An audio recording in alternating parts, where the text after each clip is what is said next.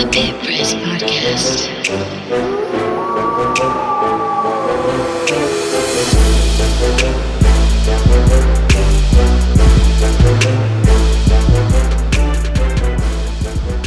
Welcome to A Road to the Pit, a high school basketball journey. I'm your host, Ed Nunez. It's our third episode in this endeavor. My co-host in this endeavor is my son, Nick Nunez, a former St. Pius basketball assistant coach, now a producer and broadcaster with ProView Networks, also a member of the 2013 St. Pius championship staff, coaching staff there. Coach, you also played in the Pit in 2009 against Espanola Valley, and then in 2010 against Roswell. You've got some Pit experience. I'm just going to mention my Pit experience real quick. It is a road to the Pit, and we'll get into our special guest. I was fortunate enough to play in 1980 in the North-South All-Star game. We didn't make state as a senior at Highland, but I also officiated in 2001 the 5A championship between Hobbs and Clovis. Came down as an assistant coach with Highland and have called many championship games at the Pit. So Road to the Pit, that's what the show is called. Coach Nunez, how are you? Coach, thanks for having me on. Excited to speak with Mr. James Barron about high school basketball in northern New Mexico. I know that's an area of the state where it's so passionate, so glad to be here the day after Christmas. We've got James Barron, and Coach, you mentioned Santa Fe, New Mexican sports reporter, been there for 21 years, served in a lot of different areas. James, you and I have known each other a little while, man. Once in a while you'll catch some of our broadcasts on ProView Networks. And you're always, very complimentary of what we do. We're very fortunate, my son and I, to be able to still be involved in the game. Welcome to the show. Thank you very much. I appreciate the time here. James, first of all, we're going to ask you about northern New Mexico basketball. They're very, you and I talked a little bit about it today, a very passionate base. But you've got some breaking news for us out of the north. And please tell us what it is. It's a sad situation, but please tell us what the situation or the news is. Well, I don't have too much information other than that. I know that 1978 graduate Ronnie Rodriguez, who was a member of the 1978 Santa Fe High State Championship team that beat Albuquerque High in a memorable game in the Pit. He passed away, I believe, today or yesterday. Like I said, I'm still trying to suss out some of the information there. Just something that.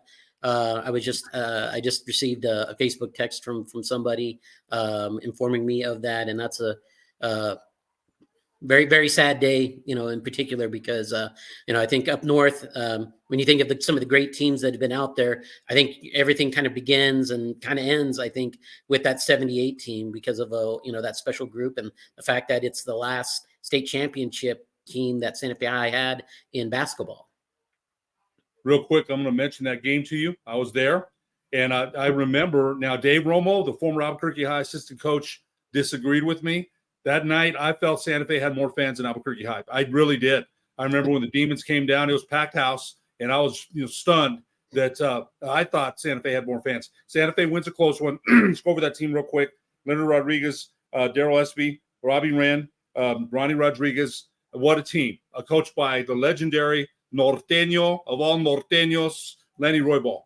Ernie Padilla, also my North-South All-Star teammate on that team as a sophomore. Legendary. So, and Ronnie Rodriguez, we mentioned, belongs to the legendary Rodriguez family. Billy Rodriguez, David Rodriguez, the former Santa Fe head coach, the former St. Mike's head coach. Ernie Rodriguez has coached numerous places up north. So, our condolences out to the Rodriguez family. Thanks for letting us know about that, James. James, I want to get to some questions real quick for you. My son and I talked about this, and you've coached. You've covered the north up there. You're a graduate of Los Lunas in 1994, and we talked a little bit about that earlier this morning. But you've covered the north, man, for a long time. And you and I talked about the passionate fan base, both for girls and boys. It's a very passionate fan base. And you cover a large swath of basketball in the north. Tell us a little bit about that, about covering high school basketball up there. We're going to get to the Capital Championship team in 2004 here in just a minute. But tell us a little bit about covering a passionate fan base up north.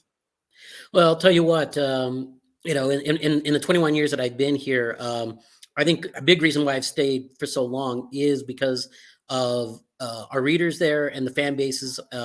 whether you're talking about Santa Fe High, St. Mike's, Capital, Indian School, for that matter, and then you get beyond that area, and you get to Espanola, which, I mean, God, if I think maybe only Gallup perhaps rivals it as far as their appetite for high school basketball. Then you've got the Las Vegas schools with West Las Vegas and Robertson, and anytime they come down or St. Mike's comes up there and they play each other. That place is going to have about 1,500, maybe even 2,000 fans, depending on what's at stake. As a matter of fact, Will Weber, my colleague, and I, we were just talking about it. And the Stu Clark starts up tomorrow, and we're already looking at the bracket and the idea that St. Mike's and Robertson could play each other in the semifinals of that tournament. And that would set the precedent that we could potentially see them 5 times this year. But because of that, and the fact that these teams see each other so often. I mean, I'm talking about the big schools, but then you start to get to the smaller school level, with Pecos and Mora and Mesa Vista and Penasco and those small towns and those small communities. And, really it's something that you plan, your winners around. You go to those games, whether they're at home, whether they're on the road, especially when they have really good teams. I mean, I'm fortunate that this year, you look at Mesa Vista girls and boys, I think are both going to be challenging in their classification and in their district. Penasco girls are going to be really tough. Pecos, I mean, gosh, look at what they've done the last 7 years: 5 state championships, 6 appearances in the state finals during that stretch. And I mean, we talk about it a lot, when we're not in front of the mic or even not writing about it. But we all know that once we get to March and we get to the pit and we get to the Rio Rancho Events Center and the premier spots as far as the premier game times, the 6 o'clock, the 7:30 games, the 8:15s, those are the games that you see. Espanola, or you see a West Las Vegas or a Robertson or a St. Mike's or an Indian School, because let's be honest, the NMAA knows which side of their bread is buttered, and it's because of the Northern basketball fans. They come out there and they come out there with a passion, and it can be a little fierce sometimes. Yeah, no question. One quick comment. I'm going to turn it over to Coach Nunez.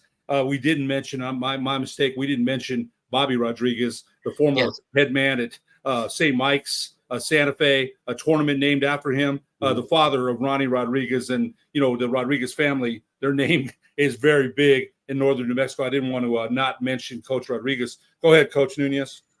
Thank you, Coach. James, thanks so much for the time. I wanted to tell you that I'm a year-round subscriber to the Santa Fe New Mexican, and I really do appreciate your coverage and Will Weber's coverage of high school basketball in New Mexico. When it comes time for the state tournament, and we're going to be calling games that Wednesday, Thursday through Saturday, I'm always looking, where can I get information? And I always come across the Santa Fe New Mexican. You guys have stats, you guys have notes on teams, individual players, and coaches. So just wanted to thank you for your coverage. One of the things I wanted to hit on, you touched on it, was just the atmosphere that northern New Mexico brings to high school basketball. As someone who's been covering high school basketball in the North for 17 plus years, where is your favorite place to cover a game? My dad and I were fortunate enough, this was a while ago, about 13 years ago, when Espanola Valley was at its peak. We got to see Espanola Valley play Hope in front of a packed house. That's a huge gym. Santa Fe High obviously has a legendary gym. Santa Fe Indian, you were talking about, they have a really nice looking facility. So where is your favorite place to cover a game? Well, I think everything begins and ends really with Edward Medina Gymnasium there at Espanola. When they started, I remember in 2005 or 2006 actually, when that program, which was being coached by Richard Martinez at the time, when they started to hit their peak and they had that 10-year run where they were one of the best programs in the state regardless of class. I walked in there for his district championship game against Taos, and they told me they had 4,000 people there, but I had people coming up to me telling me easily there was 5,000 people there. There were people hanging off the railings. It was a loud, intense atmosphere. And even though they knew that that Espanola was going to win that game, and granted it was a close one, Taos came out and played really hard. They ended up, I think, losing by about 5 or 6 points. But you could just feel the atmosphere, and you could just feel that passion that was generating through that gym. And it's something that'll never forget. I've been in situations where, I think maybe the other one that kind of comes close to that would be Toby Roybal, especially when you've got Santa Fe High playing really well. I think that 2-year stretch there, 2018, 2019, and then 2019, 2020, when the first year they got to the state championship game, lost to Trisco Heritage in a great game. But you could just see as Santa Fe High started to put together wins and everything, you could just see the fan base starting to show up.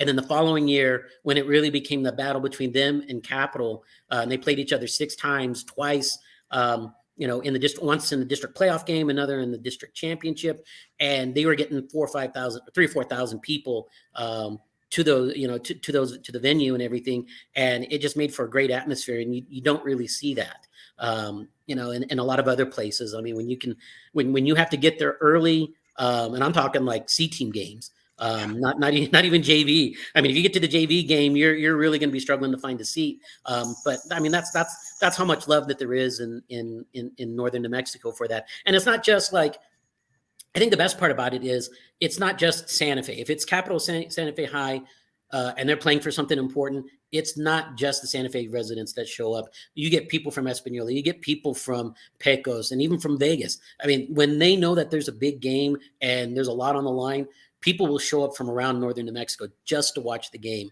I think if I remember correctly, I think it was the first year that Espanola made it to the pit in the championship game. And I think it was 2010 or 2011.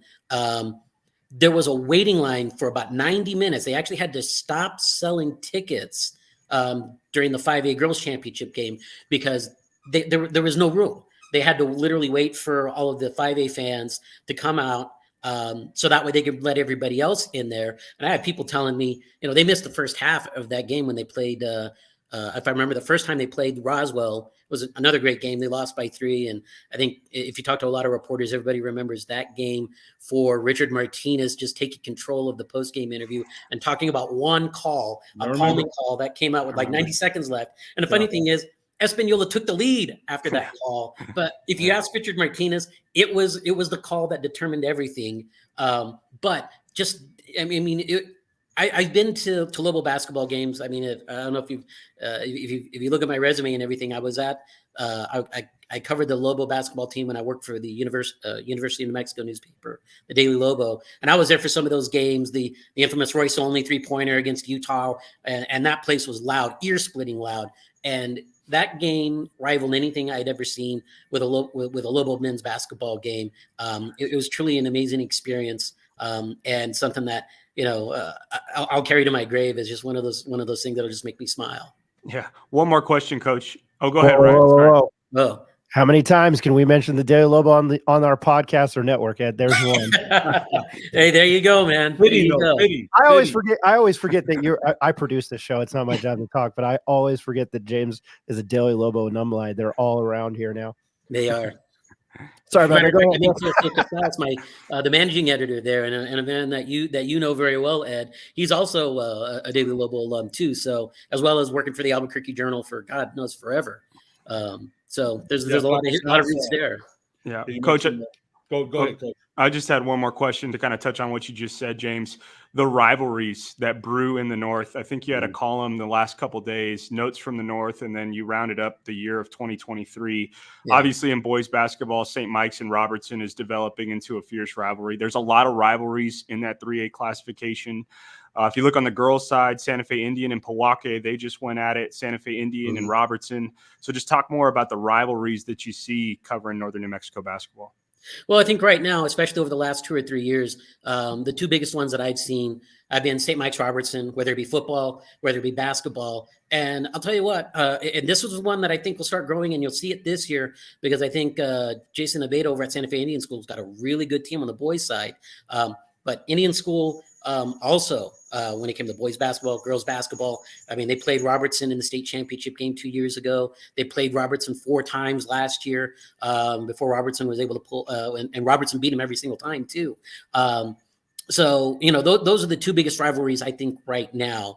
If you're looking at the smaller school level, I'll tell you this year, I would pay some good money to go to the NRG tournament, especially on the girls' side, because you're going to see the Mesa Vista girls, who I think right now are ranked 2nd in 2A, they'll probably run up into Penasco at some point.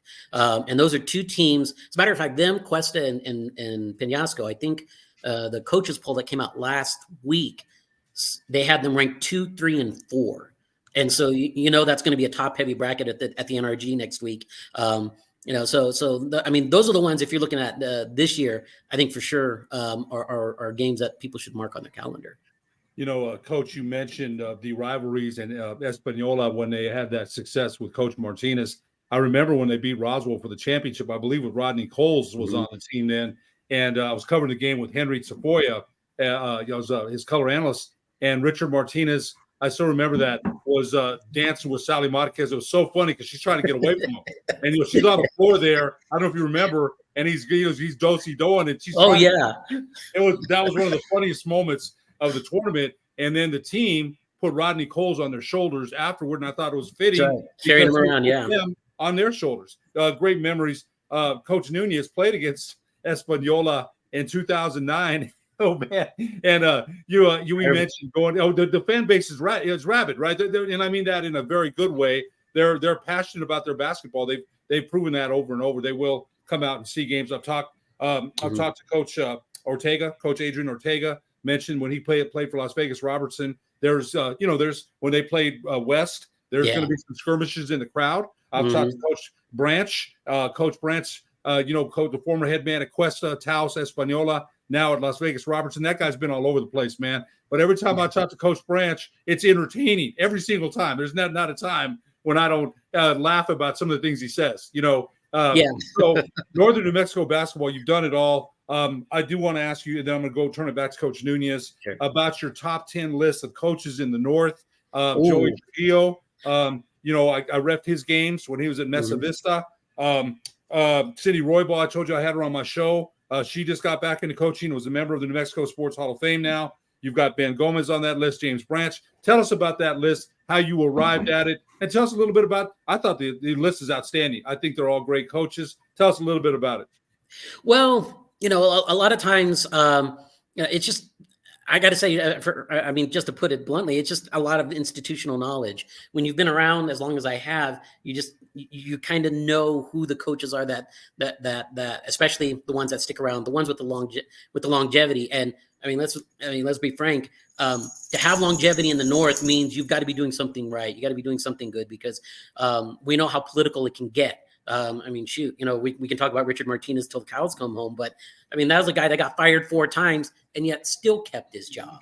So, you have to be one part political animal, one part, coaching animal too at that. So people like, Coach Gomez, Coach Roybal, Coach Trujillo, I think I had James Branch and Manuel Romero from Mora on that list.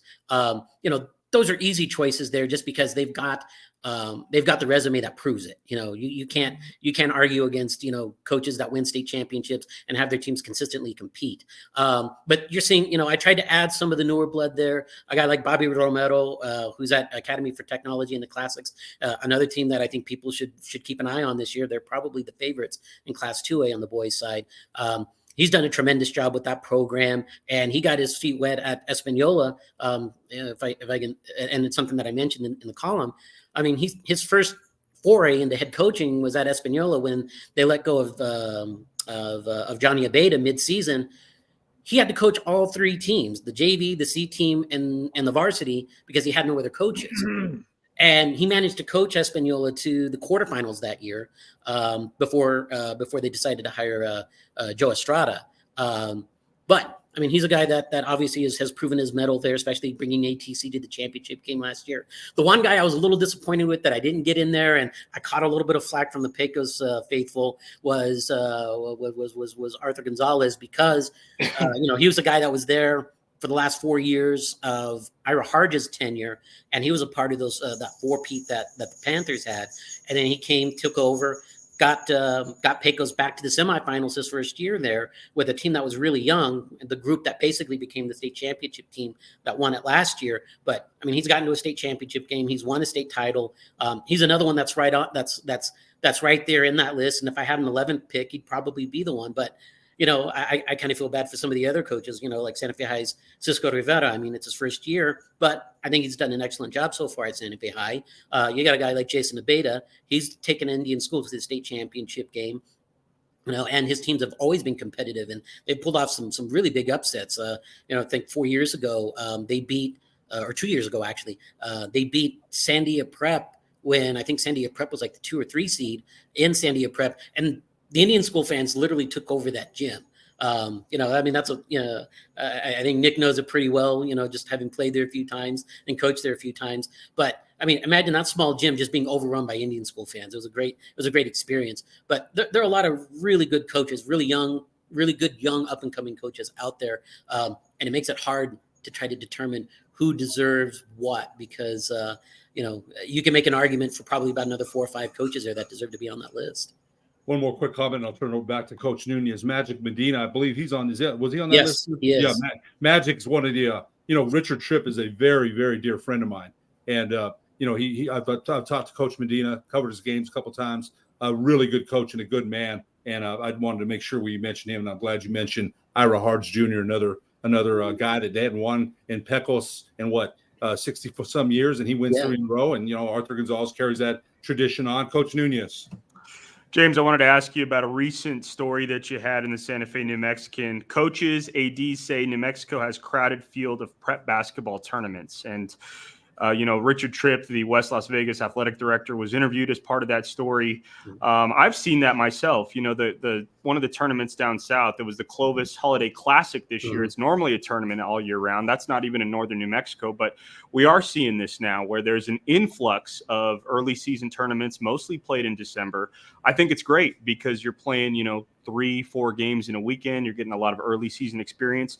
But as you point out in your article, sometimes teams have to drop out for whatever reason. And then you see in these brackets, JV teams are having to fill in. And, to be honest with you, if you're a varsity team, that's not the level of competition that you want to play all the time in an early season tournament. So what do you foresee happening with these early season tournaments? Do you think there's going to be less in northern New Mexico? Do you think they're going to continue? What do you think is going to happen? That's a really good question. And, this isn't the first time I've written that story. I did it about 7 or 8 years ago where I kind of saw that you saw just the influx of all the JV squads, or you would see at the last minute ADs having to adjust the tournament schedule, going from, a normal bracket to maybe a round robin, or even to a shootout format if you lost half your squads there. I really do think at some point, I think some tournaments, especially the newer ones that come out there, I think they have to maybe temper their expectations a little bit. Maybe you start off with a shootout. You get yourself 4 teams in there, and whether you go with a round robin or, I saw Coronado did a 4-team bracket. So you got 2 games out of it, maybe not necessarily 3. But I think it's something just to kind of, you need to establish yourself first. And I think one of the things that I didn't mention in my story that is equally important is kind of the hospitality. I mean, host schools really do have to work hard at rolling out the red carpet.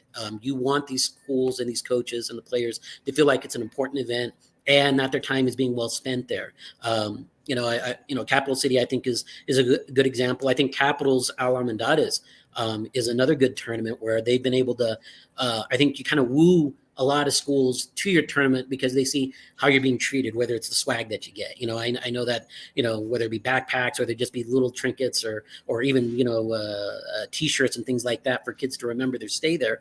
Those are things that kind of are important. And, I'll say it. I mean, I'm a food guy. I like food. And I'll tell you what, a good hospitality room just has a way of making people just stick around for another year. And maybe that's the reason why Hobbs girls keep sticking around at Capitals, because the food's so good. Because I'll tell you what, the bracket there has not been competitive for them, at least the last 2 years. I think the first year they came there, they had Gallup, and I think Gallup won the state title that year. So it was a really good matchup for them when they got to the championship game. But when you look at the last 2 years for the Lady Eagles there, they've beaten everybody by 40 points easily. But for some reason, Joe just likes to keep bringing them back. But you look at other tournaments, and I think I mentioned the Ben Lujan tournament, which was, when I first got there, I think it was one of the premier tournaments in the state. And I think a lot of that had to do with the athletic director at the time, Matt Martinez. He knows how to put on a good show, and he's doing a good job there now at Cleveland with the Phil Griego Invitational at Cleveland. If you know how to put on a good tournament, people will come. And I think some of these schools are going to have to learn the hard way how to do that part. And once they do that, obviously they'll establish themselves. But at some point, there are only so many schools in the state that you can approach and attract good teams for that matter. I think a lot of times what you see now is tournaments tend to be, you get yourself 2 or 3 good teams, maybe 4 if you're lucky, and then you just try to fill out the rest of the tournaments in the hopes that those top 4 teams that you bring in get to the semifinals, and they kind of make Friday and Saturday afternoon and evenings a little bit more attractive because you get some really good matchups there. You make a good point about the hospitality room. Bernalillo used to have a tournament out there. I don't know if you remember that Bernalillo tournament. And when I officiated, man, they had some great hospitality there as well. Real quick, I want to mention this. My son and I are fortunate to work for ProView Networks, and we appreciate the opportunities that we have. I do want to give a shout out to my good friends at Sports Primo, Joe Abeda, Amado Abeda, Aaron Abeda, and Adam Deal. They do a great job of covering basketball, football, baseball. They do a great job up there, and I had to mention that because Joe and I are really good friends, and he's a good man. James, we also wanted to ask you about that 2004 Capital Championship team. Eric Moulton, our co-host here and co-founder of this, was on that team. Coach Centini, Mark Centini, and I got to give a shout out to Matt Pribble too, who won 2 championships at St. Mike's. Matt's a very good friend of mine as well. And as more things come up, it makes my wheels turn, so I got to stop. But Coach Centini mentioned, I think the team was coached by Ben Gomez, right? Mark yes. was an assistant. So Coach Ben Gomez, the head coach, but he mentioned Eric Moulton, the X Factor, had a lot of great things to say about Eric. And, Eric also came up with the name Road to the Pit for our podcast. We got to give him credit. Talk a little bit about that 2004 team that also featured New Mexico Highlands head coach Mikey Dominguez. Talk a little bit about that team. I was fortunate enough that was my first year there at the New Mexican, and that was, and at the time we had a large enough staff to where we covered our individual schools. So mine was Capital. So I got that opportunity, and they told me early on before, when I first got there, that this is going to be something that you're really going to have to pay attention to this team and write a lot about them because people are going to want to know because they had a good feeling about this team.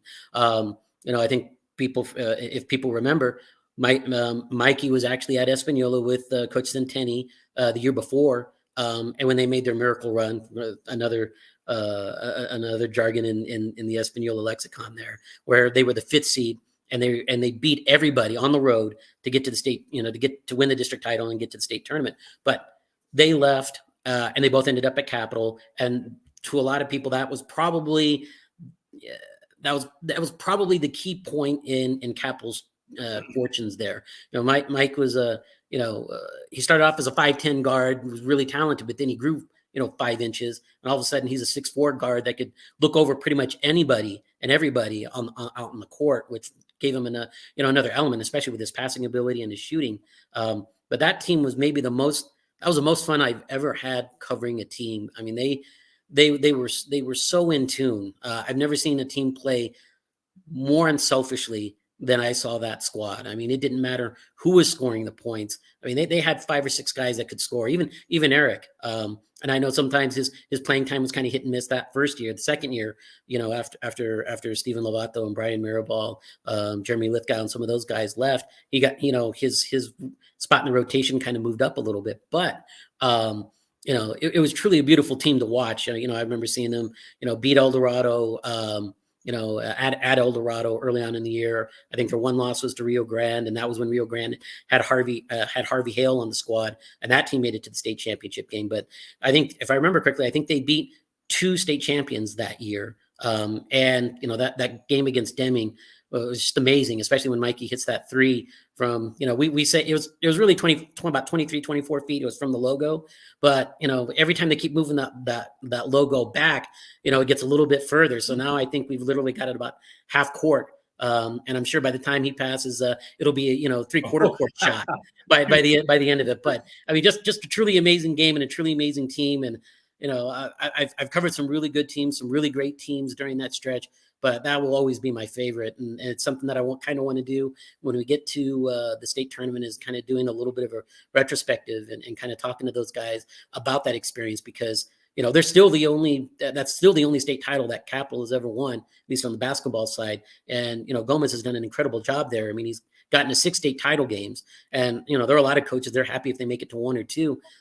It's unfortunate that he hasn't had the opportunity to, celebrate, another state title, but, you got to get there first before you can win it. And he's done a really good job with that.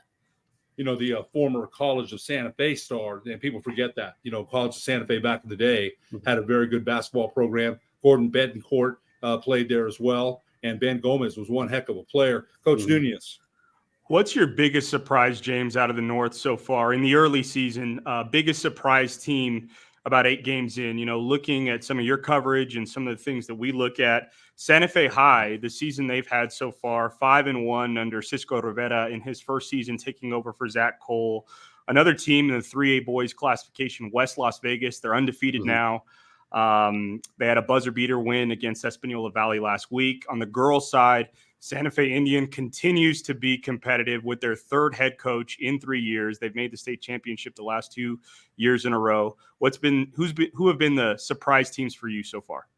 Well, I think you hit Santa Fe. That one was, you hit the nail on the head there. I think there were some questions to whether or not that team could coexist. They've got an exceptional guard in Lucas Turner. I mean, that kid can score 30 if he wants. But I think as everybody knows, I mean, you can have one really great scorer, but you need to be able to have complementary pieces around him.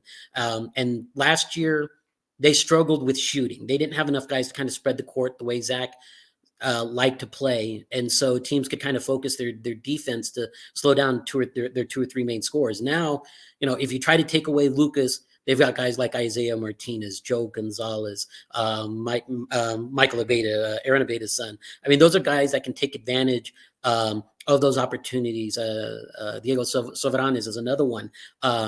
They've got a lot of pieces that I like. And I'll be curious to see what happens this week, tomorrow, when they play St. Pius, in the first round of the Jalen Berger Holiday Classic. I think they're right now, I'd probably put them down as a prohibitive favorite. I think them and Rio Rancho will probably run into each other in the semifinals, and we'll get a better idea of where Santa Fe High was at. One thing that I was kind of curious about, or that caught my interest, was the game against St. Mike's 2 weeks ago. You saw what St. Mike's did. They put their best defender on Lucas and tried to take him out of the game, and did a really good job. I mean, Lucas only had 8 points, so they needed to rely on some of their other scorers to make baskets in order to play the way they did. And they struggled with that, and St. Mike kind of played more of a deliberate tempo. They really didn't try to run it up and down, because Santa Fe High can really do that, very well, as you saw again. If you saw the game against Cleveland, I mean, they can really get up and down. I think teams, as we go along through the season, you're going to see more and more teams try to figure out ways of, slowing down Lucas and forcing the rest of those guys to beat them. The other team that I like is Santa Fe Indian School. At the capital city, they went and beat St. Mike's, the defending state champs in 3A. They beat them by 32 points. They had a transfer by the name of Daniel Gonzalez, who came from Dulce. He sat out last year. So he's come in there, and he's a 6'2", kind of a wing. He gives them some size that they haven't had. And he's an exceptional shooter. So he gives them a really good scoring option there. And they've got some really good guards. You're going to hear about these guys probably for the next couple of years, but the Collado brothers, there's 3 of them. Collado brothers. There's Kenyon, Dontre, and oh my gosh, I'm blanking on the other one. The other one, who was an 8th grader who scored 51 points in a middle school game last year against Pecos. So, I mean, they've got some really good talent there, and I think that's a team that's, if people sleep on them, they're going to get snake bit. Going back to West Las Vegas with the boys' side, I like what they've got there. They've got some really good athletes. The Kenzie brothers, Devon and Deshaun there, they were really good football players. They're exceptional basketball players, and they play well off of each other. I like the way that they play. They play up tempo. They play the way you expect a northern team to play. They like to run and press. They had an excellent game against Espanola. I think it was Friday night or Saturday. They won on a last-second three-pointer against the Sun Devils by PJ Montano. They've got a lot of scores, and I think that's a big sleeper team, and we'll find out a little bit more what happens tomorrow when they play Pecos in the first round. I could easily see a West Las Vegas Robertson championship or West Las Vegas St. Michael's an all-district 2 AAA final for the Stu Clark on Friday. On the girls' side, Indian School, I think they're going to be in there at the end of the day. There's just too much talent there. They've got a really good forward in Emma Lewis, and another one, Cadence Riley, who's a sophomore, really came on toward the end of last year. If their guard play can take care of the ball and if they can hit shots, defensively they really do a good job of holding teams below what they want to score. I think right now I think they're 6-0 when they hold teams under 40 points. And Khadijah Jackson, who came from Crown Point, that's her big calling card. She likes, she really wants her teams to play good defense. Also, to stay in AAA, West Las Vegas girls. They picked up Alexis Pacheco, who was a 3-time All-State player at Robertson, transferred over because her dad took the softball job at West. So she played volleyball there. Now she's playing basketball with the Lady Dons. She's averaging about 25 points a game and really just gives them another dynamic because she's a great ball handler and a really good shooter. She plays very aggressively because, again, as Ed will tell you, with Magic Medina, his teams play that way. They press you the full 94 feet, and she's kind of brought that kind of attitude to the rest of that team. And they're a team that I think, could make some noise when you get to March. A lot of exciting things coming up with Northern New Mexico basketball, James. We sure appreciate you joining us. Coach Nunez, you have a final question for James? No more questions, James. Really appreciate your time. No, thank you. I appreciate it. It was great. James Barron, the sports reporter for the Santa Fe, New Mexican, our third guest on this Road to the Pit, a high school basketball journey. You and I have known each other a long time. It was an honor, sir. Thanks so much for joining us. We appreciate it. Pleasure's all on this side, man. I appreciate it. If you thought I was going to let him get away, you're wrong. Just very quickly, because you were at the UC Irvine game, just your thoughts, and I read your column as I was quote unquote producing this show. As in the Santa Fe New Mexican from last week, just your overall thoughts on what you've seen out of this UNM team this year. I like this team. I think it's probably one of the best constructed rosters I've seen since Alfred was there. They've got size and they've got depth, and those are going to be crucial, especially as you get down, as you get into the Mountain West Conference play.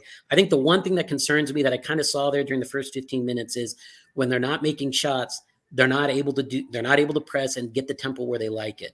I think once they hit a couple of threes late in that first half, you kind of saw the tempo change. It got a little bit faster. They were able to get some steals and some turnovers. They rely a lot on that. They rely a lot on their transition game and being able to get steals and easy buckets out of that. It's going to be a little bit tougher when you play teams like San Diego State, Utah State, Nevada. They're going to be a little bit more if they can take care of the ball. The Lobos might have some problems scoring, because I think they really want to play games in the 70s and 80s. And if you can get them to play in the 60s, I think you could, you can cause them. They can cause them, or they can get in trouble, I should say. I appreciate that, Ed. I'm sorry to steal your thunder. I will let you outro our guest. Well, once again, James Barron, the Santa Fe New Mexican sports reporter, are honored to be our guest on, again, the Road to the Pit, a high school basketball journey. Coach Nunez, thank you. And we'll see you next week on the Road to the Pit, a high school basketball journey, for another episode, probably next Monday. Thanks for listening and watching.